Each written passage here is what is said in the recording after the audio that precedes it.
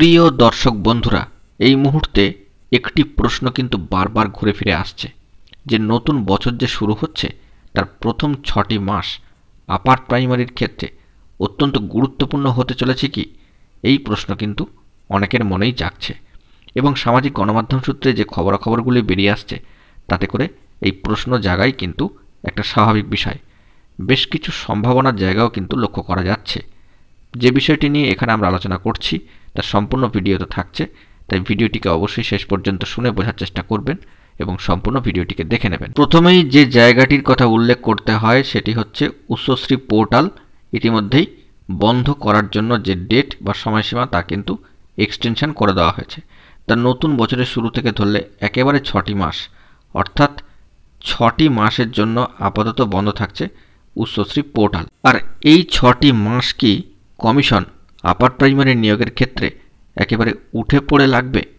ইতিমধ্যেই আমরা কমিশনের বেশ কিছু সদর্থক পদক্ষেপ দেখেছি এবং চেয়ারম্যান সাহেব কিন্তু অত্যন্ত আশাবাদী এই নিয়োগ প্রক্রিয়াটিকে কেন্দ্র করে। পাশাপাশি বদলি নিয়োগ সংক্রান্ত প্রসঙ্গও উঠে এসেছে বিভিন্ন মন্তব্য সূত্রে বা বার্তা সূত্রে।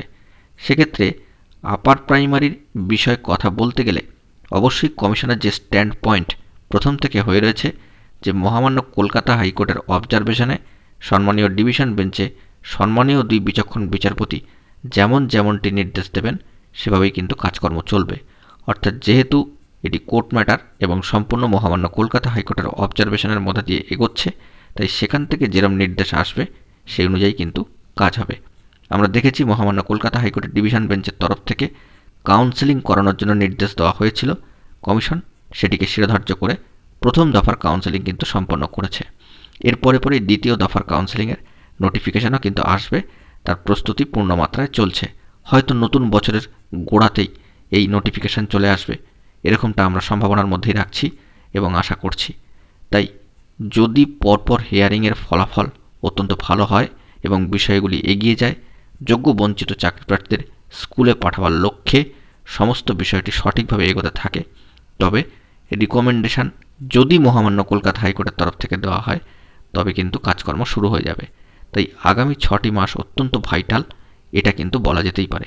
এ বিষয়ে দুটি গুরুত্বপূর্ণ তথ্যাদি উঠে আসছে, আমরা সেগুলোর দিকে একটু চোখ রাখার চেষ্টা করব। যে বিষয়টি বেরিয়ে আসছে যে উচ্চশ্রী পোর্টাল বন্ধ রাখার নোটিফিকেশন সংক্রান্ত বিষয়, যে কথাটি সামাজিক গণমাধ্যম সূত্রে বেরিয়ে এসেছে যে এসএসসি জানিয়েছেন নিয়োগ প্রক্রিয়া এখনও চলছে, সেই সংক্রান্ত কারণেই বন্ধ রাখা হোক পোর্টালটি।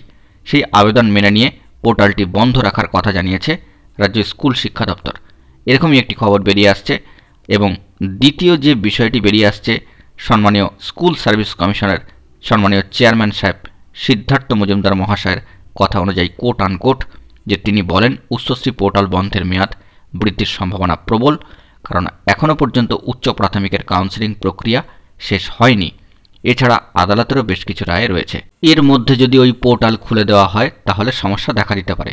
এরকমই খবর কিন্তু সামাজিক গণমাধ্যমের সূত্র ধরে বেরিয়ে এসেছে।